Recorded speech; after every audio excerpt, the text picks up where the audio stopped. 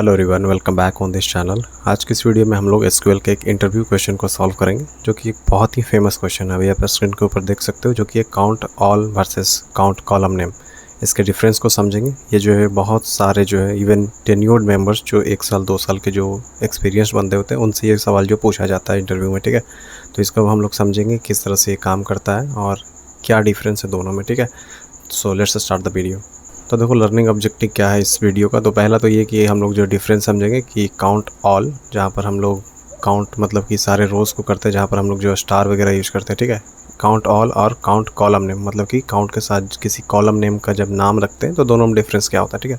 तो इसको हम लोग समझते हैं। तो पहले इस टेबल को हम लोग देख ले रहे हैं, ठीक है। तो देखो पर्पस क्या है इसका। तो जो काउंट ऑल होता है ना, ये सारे रोज़ को जो है काउंट करते हैं, जितने भी रिकॉर्ड्स हैं, ठीक है। और काउंट कॉलम नेम जो है वो काउंट वो भी करता है, लेकिन ये जो है जो ओनली नॉट नल वैल्यूज़ है, ठीक है, जिसमें नल वैल्यूज़ ना हो, ठीक है।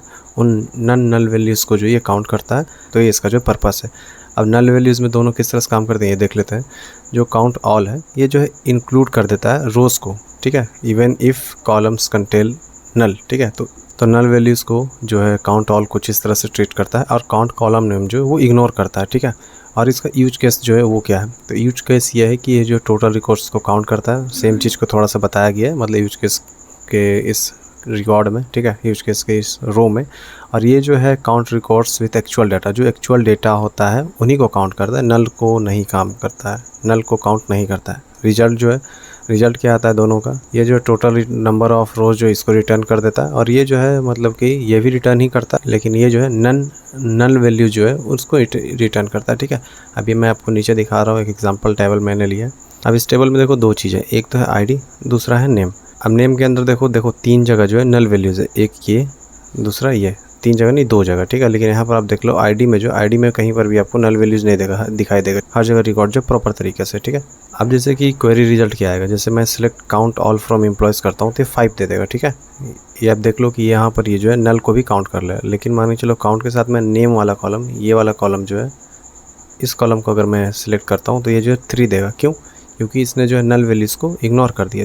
क्योंकि यहाँ पर देखो एक ये और एक ये था, 2 नल वैल्यूज़ है, तो दोनों नल वैल्यूज़ को इसने इग्नोर कर दिया। और जो एक्चुअल डाटा है, जैसे कि राहुल, प्रिया और अमित, इन तीनों को ही इसने जो है काउंट किया, ठीक है।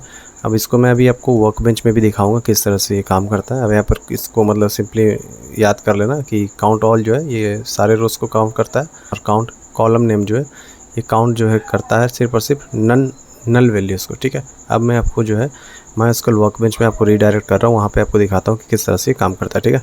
अब मैंने यहाँ पर इस तरह से लिख लिया, मैं आपको पहले दिखा रहा हूँ। जैसे कि इस टेबल को हम लोग एग्जीक्यूट कर ले रहे हैं। यहाँ पर आप देख लो इस तरह से कुछ टेबल दिखाई दे रहा है, जिसमें टोटल जो है 50 रोज़ है, ठीक है। आप देख सकते हो।